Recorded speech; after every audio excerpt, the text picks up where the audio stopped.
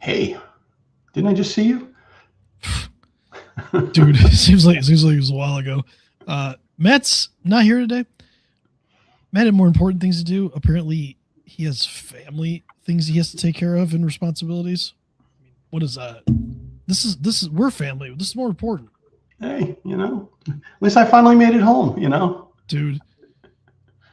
2-day trip turned into 4, and yeah, my airline. I probably got 2 more chapters for the airline travel book. Well, and then on the way down there, my airline was way delayed, so I was able to get back, but yeah, we were in Nashville. Actually, Matt was there too, so there's 3 of us there. We have another buddy that we have is 4, and I was delayed by over 5 hours getting in, so I got in like extremely late on Monday night. I got out luckily on Wednesday night like normal, and then Bob got just dumpstered. Like my Wednesday night flight got canceled. And then they said the next available that we can give you a guaranteed seat on was Friday. So I'm like, I'm not spending a day at the airport waiting for a seat when there was other flights that had been canceled today. So I got to spend an extra day and a half in Nashville and got some work done is what I did. Yeah. So anyway, so it's been a crazy week. It's always a crazy week. And this one's even better though. Oh, this is so good. All right. CISA. We love them. We love CISA. They were good for so long, and through budget cuts and everything else, the Cybersecurity Infrastructure Security Agency has had a very bad week. A very bad week. So bad, in fact. How bad was it? Oh my God. One of their contractors decided to leak their entire AWS government cloud keys on GitHub, in a GitHub repo that's been available since November. I mean, I made a joke on LinkedIn that they should cheaper than using LastPass. That's funny. I made a joke on LinkedIn. I'm like, maybe they should add themselves to their own known exploited vulnerabilities catalog.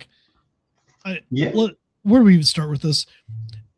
They actually had a text file that said important AWS tokens.txt.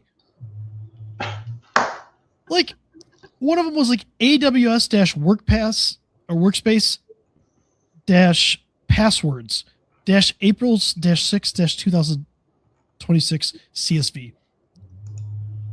Also, they spelled sounds like maybe they're actually rotating them.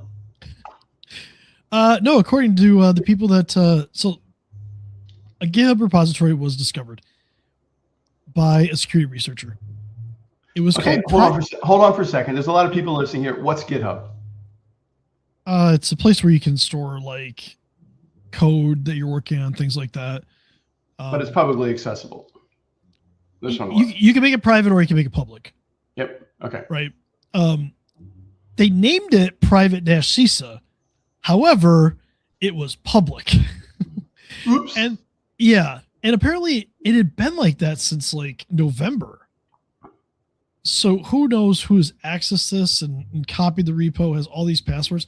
But the worst part is even 2 days later, the passwords are still working. The keys hadn't been rotated yet. No. This is the same company that tries to tell you it tries to tell the government agencies and stuff like that. You have to rotate your passwords. You have to have like really secure stuff. And apparently some of these passwords were just horrifically easy to guess, like embarrassing levels of passwords. And it sounds like MFA might not be part of that either. Like just incredibly, incredibly dangerous and just dumb. Would have been even better if they had the MFA secrets in there. Oh, dude. Well, they did have something for secrets that I think they could actually access internal CISA stuff. Like, so Krebs on Security report on this, and it's so bad that now lawmakers are demanding that they try to contain the data leak. It's like, really, lawmakers have to tell CISA to control the data leak. But I think if we move back a little bit, CISA was initially designed to help the federal government protect themselves, right? It kind of expanded its role and where it's been doing this known exploits and vulnerability catalog. It puts out a lot of stuff with the FBI about, cross promoting, like, hey, we discovered this and stuff like that. It's a really good service for the American public. Now, do companies necessarily follow what they're putting out? Not necessarily. They should. They do put out a lot of good stuff, but it doesn't really seem like they were doing what they were telling people to do, which is do as I say, not as I do. Yeah, and unfortunately, it's really weird. They were established in 2018, and it was really good. It got really good at the end of the first Trump administration. It got even better during the Biden administration, and then at the beginning of this Trump administration, they cut funding. They had more than a third of the people leave from voluntary layoffs and buyouts, or involuntary layoffs and then buyouts, and it just went downhill since then. And there's bipartisan support to make sure that restoring this to what it was is important. But when you cut so much funding and you cut that many people and you have a contractor, because this was a contractor who did this, you really highlight the dangers of, one, contractors, but two, they're not monitoring this stuff. This was still up 2 days later. So after the report was published, it was... Yeah. In 15 months, CISA's lost 1,000 employees. And it hasn't had permanent leadership either. That was the other thing. So I really feel bad because I listened. I'm on part of the DHS, so the Department of Homeland Security. They run calls. I'm part of that. Are you part of InfraGard? I am. The FBI? Okay, so we're both part of InfraGard with the FBI, and we sit on this. And it's really sad to see the downfall of CISA. Honestly, I joked about it that they should put their names in there, but like, it's kind of sad. It's scary. Yeah, it's scary because the argument is they want it to only focus on government. The reality is we don't live in a vacuum. Everybody's affected by cybersecurity, and the more that we share, the more that we actually like talk to each other, the better off we are. So them publishing things like known exploits and vulnerabilities, indicators of compromise, things like that to the public, it's good for the public. But it's ironic that they did leak all of that stuff, and yeah. So well, I was looking at one of the reports on that, and it said that GitHub normally scans for secrets in the code and files that are up there, and somebody turned all that off. Yeah, they turned it off.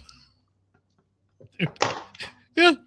It was GitGuardian was the one that was monitoring the public repos, mm-hmm. And they're the ones that found it. They looked for exposed secrets. They discovered the leak on May 15th. They actually contacted the CISA. They contacted CISA after the contractor didn't respond to their automated alerts. Okay. So, I mean, it's definitely a human problem at this point. Those type of notifications are so hard sometimes when you're notifying people saying, I got stuff about you, or we see stuff about you online. People think that you're trying to blackmail them instead of just trying to help them. Well, that's part of it. What about, how often have you seen spreadsheets with passwords in it in IT? Last week. But I mean, it's pretty often, right? People don't use. Sometimes it's called the recipe book or the shopping list. But storing your passwords in a spreadsheet is not good practice. In general, CISA knows this. What are we doing here? Like, that is not how we do things properly. And I've seen that in IT, text files, spreadsheets, CSVs, like all this stuff. Those aren't secure. What are we doing here? But actually, we actually went in and had the team add a simple rule, just watching for people opening files that were called password. Mm-hmm. And first week it was in, we clipped 2 people that found two password files sitting there that people were actively using. It was 48 hours, by the way, the keys were exposed. They remained valid after CISA was notified. 2 days. And apparently they still hadn't rotated all the leaked credentials tied to that, even after 2 days. Okay, so how many of those credentials are also used on other systems because they're lazy like everybody else? Good point. Yeah. The RSA key that was granted, that was leaked, granted full read access to all CISA-IT repos, including private. Nice. Yeah. CISA's also not responded to the questions about the full duration of the exposure, and they're also not talking about which systems may have been accessed using the leaked credentials. How about the question about why they used it in the first place? Fair point. Just crazy. It's crazy. Let's break down CISA a little bit more. I already talked they lost 1,000 employees, right? Actually, it might be closer to 1,100. They've also lost their counter ransomware initiative. Much of its election security work and significant expertise has just left. Right. I don't know what we're doing here. I don't know. It's sad because when it was established, I was excited, and like I said, as it went on, it got better and better and better. But I don't know. I think I'm going to change my name on Instagram to important AWS tokens, though, because that was one of the files. Mm-hmm. I think that should be our online name, just important AWS tokens. I feel like that should be the thing that we do. But let's talk about like, we're talking about CISA. I'm dunking on CISA right now. What does this mean for like a typical company? Right. Having plain text passwords that end up being publicly accessible. It comes down for a regular company. It comes down to just having good policies and actually making sure that people are maintaining and securing that data, because the most dangerous password today is not necessarily one that's been stolen by a hacker. It's one that the team has been publishing and putting out, sending in emails and saving in text files. Or a sticky note. Hey, at least the sticky note's unlimited to the desk. Unless it's a Windows sticky note, they then could. Oh, okay. Yeah, I get it. Okay, I was showing my age. I was going old school Post-its. No, that works too. What about just what? I guess one of the things we should probably investigate is why are password managers? They're so readily available, but like a lot of people just don't use them. It's not really a nice to have anymore. It's kind of like a mandatory thing. It is, but no one is embracing the trust of the password manager, because, well, if the password manager breaks or the password manager gets compromised, I'm going to lose access to my stuff. And actually, it came up on a webinar yesterday that I did. People are like, well, what should I be doing with the password manager? I literally have them in this file on my desk because I need to share them with other people. And if it's in a password manager, if it's in my password manager, I can't share it with somebody else. And so it's really an education thing, because I had to educate them. I was like, listen, you can certainly share those passwords. In fact, we can share them a little more securely, because we can, you can share, you grant somebody access where they can't readily get access to the password. Now, it's not 100%, but it's, for most people, they're not going to get in with it. Well, you can make it so they can't change it too, right? So, they can't change the record. Yeah, I think maybe it is an education. Maybe you're right. Maybe it is just an education thing. People are upset about having to have so many different passwords, and then when you look at a password manager, they're not necessarily trained on how to use it or using it integrated, right? Where they look at this password, it's like, how am I going to type that? How am I going to remember that? Thing is, people, you don't need to remember the passwords that are in the password manager. That's the whole purpose. Click copy, paste, or just let it autofill. Copy, paste, or autofill.